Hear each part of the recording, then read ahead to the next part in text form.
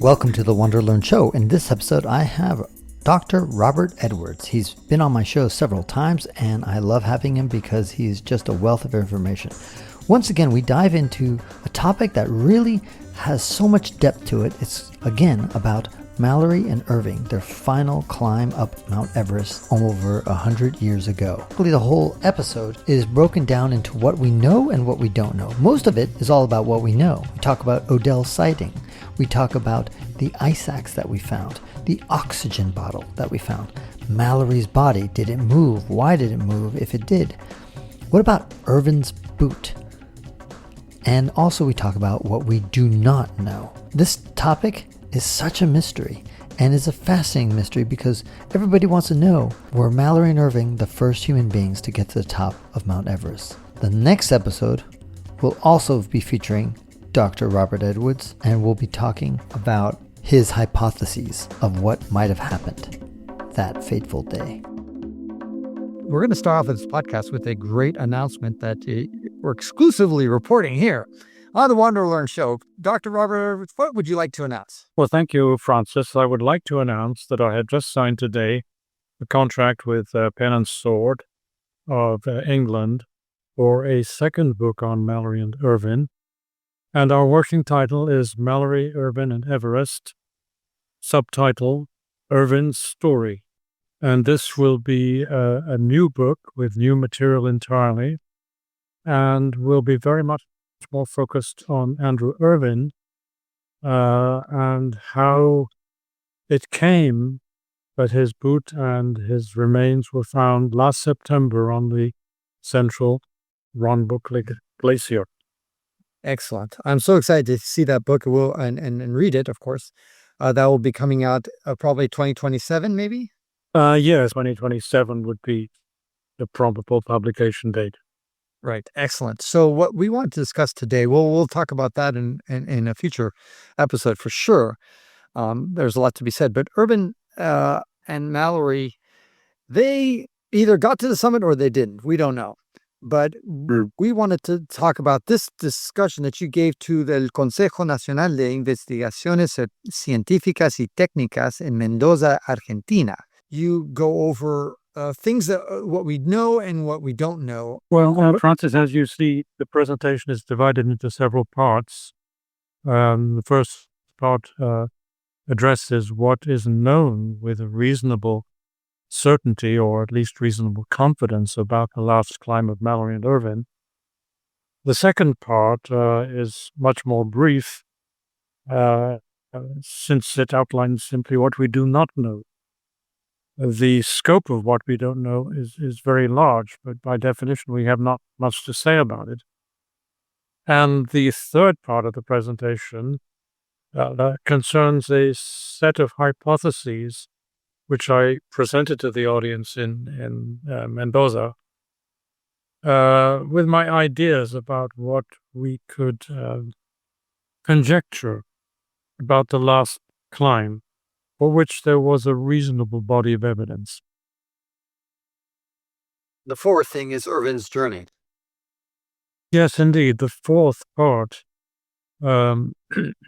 related, and necessarily briefly at that time, and in fact even now necessarily briefly, because of the very minimal data that we possess. But as you know, in September 2024, a team sponsored by the National Geographic Society and led by Jimmy Chin, the filmmaker, found on the central Rongbuk Glacier a boot, a right boot, clearly a very old boot. Within the boot, a sock containing the laundry label with the name A.C. Irvine, and within the boot or the sock, some human remains or bones, which clearly can only be those of Andrew Irvine. And that is almost the sum total of what we know. There has been a complete media blackout on that discovery. National Geographic are not willing to disclose the most minimal data about the discovery, and therefore I've used my own techniques, mathematical approaches to construct Irvine's journey, which we can come back to. Right. And there are two salient quotes here on your slide. One of them is by Occam, which I imagine is Occam's razor comes from. It is quote, "It is futile to do with more things that which can be done with less," which is one of your guiding principles. And the second guiding principle is from Sherlock Holmes, which is, quote, "Once you eliminate the impossible, whatever remains, no matter how improbable, must be the truth." Yes, indeed. I like to be guided by those two maxims. Right. Okay. So let's talk about what we know, which is surprisingly, I mean, I guess it depends on your expectations. It could either be limited or a lot that we know about Mallory's climb with Irvine. We know this image is the last photo we ever took of them, which is in June 6, 1924, around 8 a.m. They left at Camp 4 at 23,000 feet, 7,000 meters on the North Pole. We know that. And we also know on June 7th, John Noel filmed Mallory and Irvine and two porters. I didn't know about the two porters. And then in the image, you can see, if those who sing on YouTube, it seems to be like a Sherpa potentially. You put a little question mark there. Yes, that's because I'm uncertain as to who was the second climber. I think it's reasonable to assume that Mallory was the leading climber, as he was in nearly all of his climbs. It's reasonable to assume that Irvine was the second, and that the Sherpa were leading up the group. Why does it look? It looks reversed in your slide for some reason. It looks like Mallory's behind. Maybe I'm misreading the slide. Not at all. The image is very misleading, and it certainly looks as if they are descending from a higher point. They are not. This is an image taken by John Noel from a position about 2 miles away on another mountain completely, on Changtse. Oh. Now, he was working with a 20-inch telephoto lens centered on approximately the first step of Mount Everest. But what you see in the left-hand part of the frame is, in fact, a bank of fog or cloud. Everest is, in fact, behind that fog or cloud, and the party moving from right to left in the frame, and indeed in the film itself, are in fact ascending. So they are ascending the north ridge and aiming for the northeast shoulder, which is out of the frame on the left. Behind that bank of fog, you have probably the first step. I see. Okay, totally different than what I expected. Okay. Yes, indeed. The image is extremely misleading, but it is correct. All right, let's move to the next slide then. The last messages that this is again in the category of what we know. We know that these were the last messages officially that Mallory sent down, and they didn't have, surprisingly, they had no cell phones at the time and satellite communications, so they had to send old-fashioned handwriting, something that probably some kids today don't even know how to do. Okay, so on June 7th, the porters brought down two messages from Mallory, sorry, and what are the key takeaways of these messages? One of them says, quote, "Crossing the rock band under the summit pyramid or going up the skyline." Well, I would say that the one addressed to Noel demonstrates very clearly that Mallory had two plans, a plan A and a plan B, and he had not yet decided on which plan would operate, and I imagine he did not know, and he would not decide until he was in a position visually to make that decision. The terms crossing the rock band under the pyramid and the term skyline have been debated for more than a century, and I myself am not entirely sure what they mean.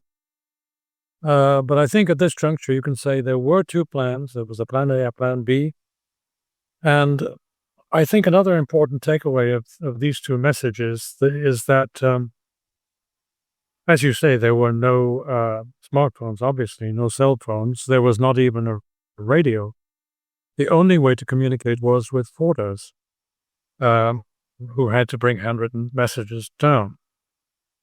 And so we really enter into an area of the unknown where we simply do not know. The moment that Mallory and Irvine left Camp 4, nothing could be known. Nothing could be known about when they arrived at any given place, when they left from any given place, what they took from one place to another, what they carried on the final climb, what time they left. None of this is known. Speaking about, sorry for interrupt, but one of the things, though, speaking about timing we left, almost every single expert agrees that when Mallory wrote that he's going to be at maybe at the pyramid or skyline at 8 p.m., almost everybody agrees that he meant 8 a.m. I think, yes, that's the only possible explanation. The 8 p.m. was a typo. doesn't make any... Yes, it must be simply a mistake. There's no other possible explanation.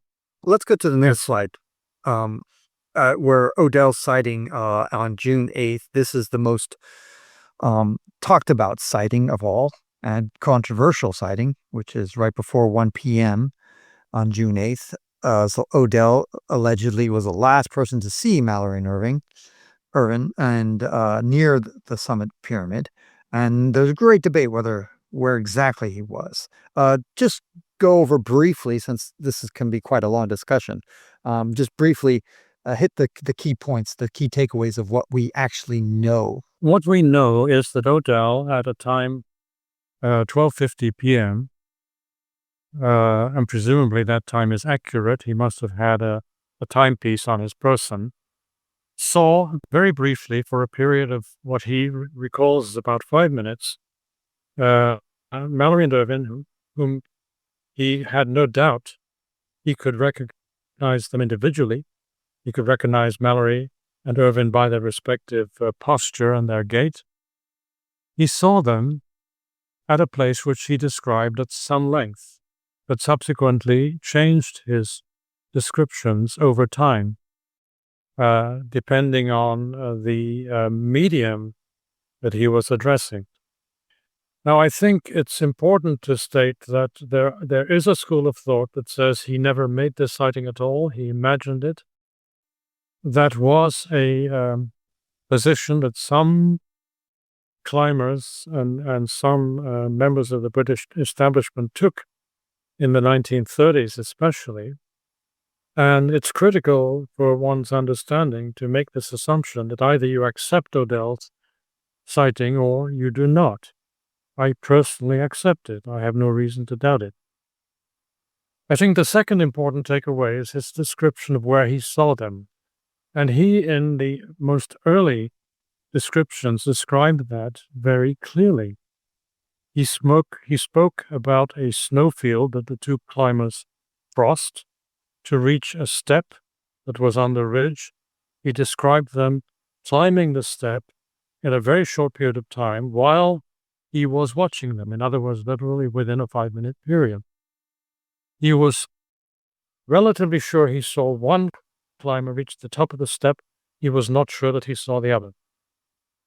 That's the essence of the sighting. That's what we know for sure. And we also know that he said the last step but one, which is the subtitle of your book. He said that not in the first description, but in fact in the second, in December 1924, when writing for the Geographical Journal. That was the first time at which he said the last step but one. And of course, at that point, a school of thought arose that the last step but one meant what was then called the second step. Or at least what is in modern terms called the second step. It was called the second step then. We have a modern term which we call the third step, and that term did not exist in the 1920s. Dr. Edwards, do we know that we found the ice axe of Irvine, or do we just know that we found either Sherpa's, Mallory's? Do we know it's Irvine's ice axe? I know there's a little bit of controversy there. What percentage of certainty, let's put it, since you like to talk about percentages, would you say you're 90% certain that it was Irvine's ice axe that we found? I would say I'm 90% certain that it was an axe that was not used either by Mallory or Irvine in regular use. That's to say, it was neither Mallory's principal ice axe, nor was it Irvine's principal ice axe. It was a spare, probably one of dozens of spares available to the expedition, and probably intended to be used by a porter because of its very short length. Okay, you're basing that assumption based on the length. Yes, I would say I've seen the ice axe at the Alpine Club. I measured it myself. It is 95 centimeters long. Irvine's spare ice axe, which returned to England and is in the Shrewsbury School, is 43.5 or 110 centimeters long. And I did recently have the opportunity to look in the British Library in London, where I found a photograph of Mallory, which I had not seen before, carrying an ice axe, where one could see the full length of it. Thereby, I was able to measure that ice axe. It was 105 centimeters long. And so I'm obliged to infer that an ice axe of 95 centimeters was not the principal ice axe for either of these men. Well, the ice axe was, without any doubt, an ice axe from 1924, and therefore, with certainty, it's an ice axe which either Mallory or Irvine placed at that spot. There's no other possibility. In your book, by the way, you emphasize quite clearly that you feel strongly that it was placed rather than dropped. In other words, not from a fall, it seemed to be more strategically placed, hand placed, rather than tumbling down and just randomly fell in this perfect spot. Yes, I do believe that. The ice axe was in fact found, according to Eric Simonson, who first saw it. He said it was wedged under a boulder, which seems to me to rule out any possible fall. The two men who subsequently rediscovered it, that's to say Jake Norton and Tap Richards, in 1999, confirmed that they found it, I think they said, at the base of a boulder. I don't think they specifically said wedged. But again, I did not see anything in their descriptions which suggested a fall or an accidental Oxygen bottle. Let's talk about the oxygen bottle, which we got now on the screen. Okay, the oxygen bottle was placed intentionally. That's beyond doubt. The oxygen bottle was certainly from 1924. That's beyond doubt. The oxygen bottle, as found, contained some oxygen, but it was never weighed, and therefore we have no way of knowing how much oxygen it contained. We know simply that when the climbers brought it down to base camp, they opened the valve. There was a hissing sound which told them that some oxygen had escaped. But the opportunity to make a measurement was lost. And the oxygen bottle now has disappeared. I think no one knows now where it is. And therefore we do not know, and probably can never find out, whether it had been placed full and lost its contents over time, or whether it had been placed empty, and therefore what was found was simply the remaining gas that had stayed there for 100 years. Right. And we know that it was listed as one of the 5 bottles listed on Mallory's body. He had a note with what seems to be a list of 5 oxygen bottles, and number 9 was 4th on the list. Yes, that's correct. The number 9 appears on that list. It's an assumption on everybody's part, including mine, that is indeed a list of oxygen bottles. It looks very much like it, and I cannot think of what else it could be. What does the 100 and 110 mean? Is that like pressure or? Yes, those are pressures. Okay. The normal pressure, the full pressure of an oxygen bottle of this size would have been, I think, 110 atmospheres. And so on the list, you can see that 4 of them were full at the time when Mallory made this list, and 1 was almost full. The number 9 was apparently full when Mallory wrote this list. Right. And okay. And of course, we never found the apparatus on Mallory or Irvin's body. Is only we haven't found it, the entire body of Irvin.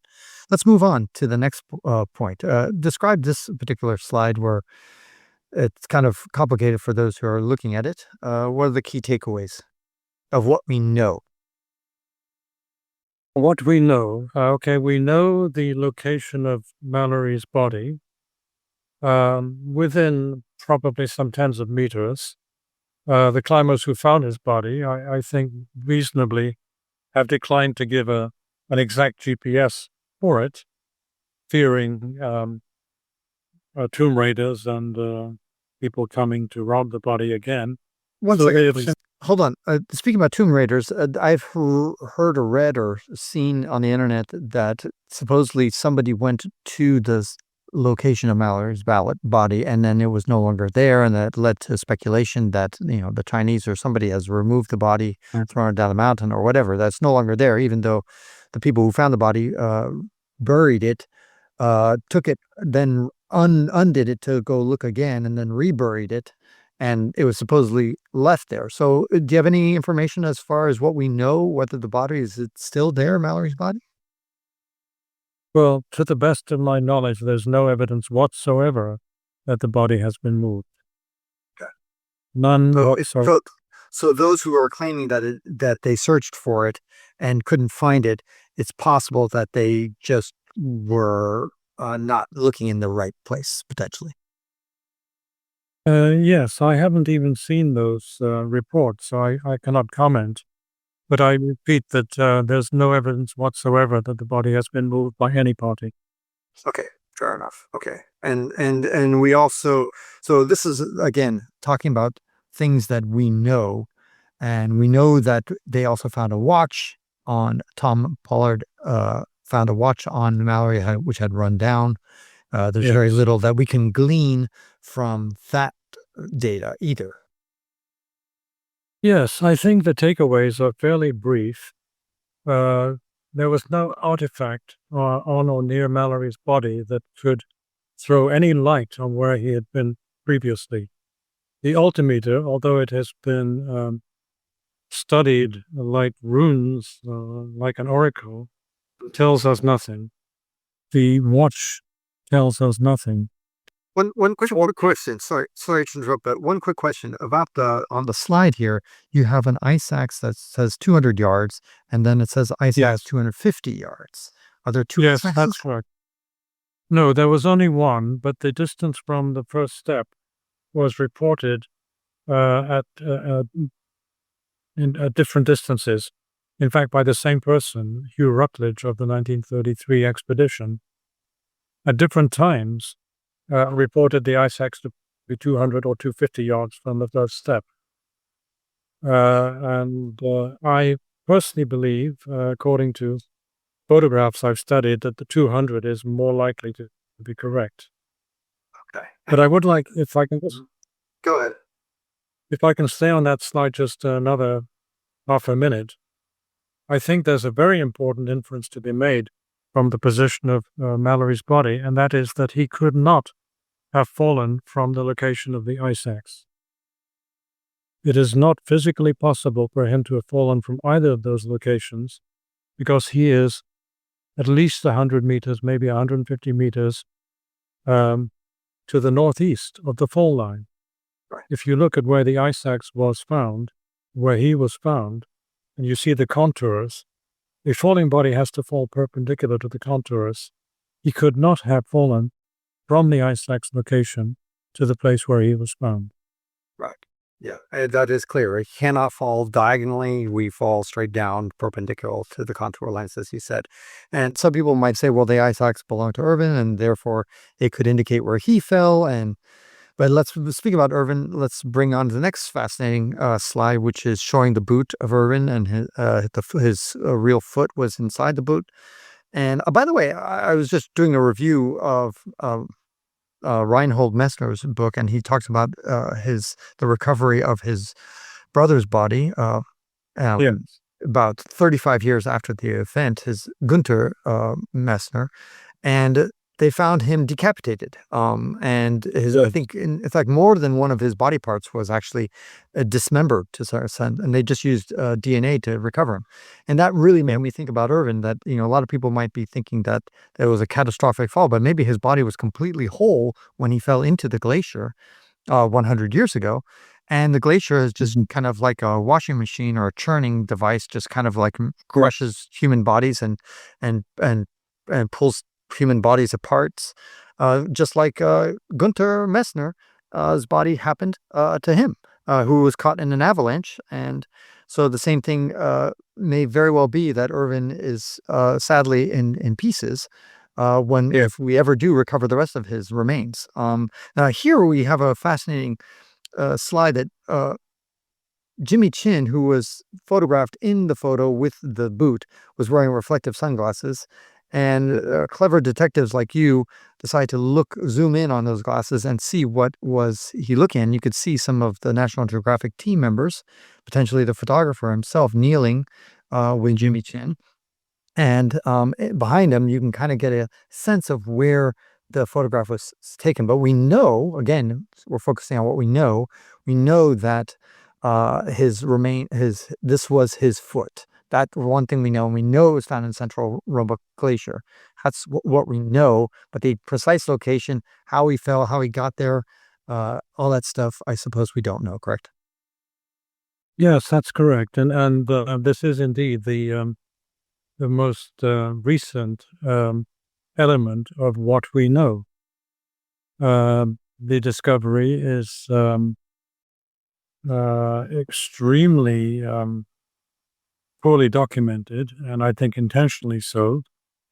And I was obliged, therefore, to do these exercises in detection, which you described. And I don't claim any credit for this idea. It's not even an original idea on my part. It came up on one of the forums, and I simply picked up the ball and ran with it. So what I deduced from the very, very little information that National Geographic disclosed was that Jimmy Chin in that image was sitting or squatting on a moraine. You can clearly see that's a moraine. And it's also a very narrow moraine, because you can see ice walls both to the left and to the right of him, which means he's not on a lateral moraine, that's to say a moraine at the edge of the glacier. He is in what they call a medial moraine, which some glaciers have, including the Central Rongbuk. And there are points in the Central Rongbuk where that medial moraine is very narrow. So that gave me an idea of where most likely this photograph was taken. And I've published in various places my estimate as to where that was. And as a backup to that, those mathematics, as you said, it's possible to look at the reflected image in Jimmy Chin's sunglasses, and you can see a ridge behind those four members of the team. There are various applications available to climbers, including Peak Finder, Peak Fizer, and also I think there's a German version, which enable you to pick any point on Earth, take a heading where you like, and that will reproduce the view that you see using data from Google Earth. I did this exercise, and I tried various points on the medial moraine and tried to match up as closely as I could with a ridge, the ridge that you see in the sunglasses, where that ridge most likely was. And I reached what you might call a working assumption or a working inference as to where that image was taken. My best estimate at the moment is that it was about 6.5 kilometers from the head of the glacier. In other words, where the mountain at the foot of the north face, where the glacier begins, that's the head of the glacier. The glacier then travels about 2 kilometers westward, then makes a right-hand turn and goes northwards. You draw a line about 6.5 kilometers down at the center of the glacier, and I think that's where they took the photograph. Right. Yeah, that's part of what we know, and or at least we have a little bit of sense. Now, in the last minute that we have, roughly, let's briefly talk about what we don't know. And one thing, a lot of people think that they know that they made it to the summit, or they know that they didn't. One thing we certainly do not know is that we do not know if Mallory Irvine made it to the summit, or one of them, or both of them. And we simply do not know. And for those who say, no, we do know, absolutely we do know, it's either X or Y. Like, no, we don't know. And just because I asked, do you know that Mount Everest exists? That we know. We know Mount Everest exists. If you don't have that level of certainty, the fact that we're debating this 100 years later, and we're talking about, and there's an actual debate. There's no debate about whether Mount Everest exists, but there is a debate about whether Mallory Irvine made it to the summit. So this slide kind of sums up the key things. In 1 minute, can you kind of summarize the key takeaway? Yes, I guess I can in 1 minute. Essentially, we do not know Mallory's and Irvine's route from the moment that they left high camp. From the moment they left Camp 4, we can say that we pretty much know how they got to Camp 5. Camp 5 was a known location. We pretty much do not know at all where they went after Camp 5. An assumption existed that they went to Norton's and Somerville's Camp 6. I believe they must have passed it, but I believe they did not spend the night in Norton's Camp 6. I believe they set up a higher camp further up the mountain. Where that camp was, we do not know. How they got from that camp to the point where Odell saw them, we do not know. Where they went after that, we do not know. And as you say, we do not know whether they reached the summit. We do not know any timings associated with this entire journey, except for their departure from Camp 4. Nothing else we know whatsoever, not a single time. Not when they left Camp 5, not when they passed Camp 6, not when they left their high camp. And how they subsequently, wherever the high point was that they reached, how did they then reach the point where they were found? That's to say, how did Mallory reach the point where his body was found, and how did Irvine's boot reach the point where the boot was found? We do not know. Right. We will talk about the hypotheses of the climb, which is one of the more exciting parts, in our future episode.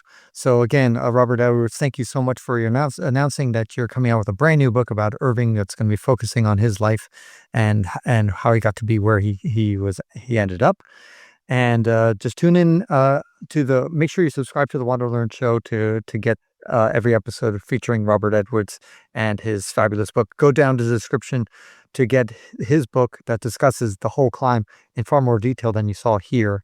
And also check out the previous podcast that we did with him. Thank you again, Dr. Robert Edwards. Thank you, Francis. It's been, as always, a pleasure. Thank you very much. Thank you for listening all the way to the end of this WanderLearn show. I am now using Substack.com to deliver my podcast and weekly newsletter, so please subscribe to my free Substack newsletter by using the link in the show notes. Or, if you've got a good memory, browse to ftapon.substack.com. Why ftapon? Well, it's my first initial and my last name. In fact, whatever social media app you use, including YouTube, if you search for ftapon, you'll find me. So connect with me. My website is also ftapon.com. Do you have an idea, question, or comment? Leave me an anonymous voicemail at speakpipe.com/ftapon. Lastly, become a Wander Learner by joining my paid subscriptions on Substack or patreon.com/ftapon. Wherever you join, I will reward you regularly. Tell your friends to subscribe to the WanderLearn Show. If you review the WanderLearn Show, I'll share your review on a future episode. This is Francis Tapon, encouraging you to wander and learn.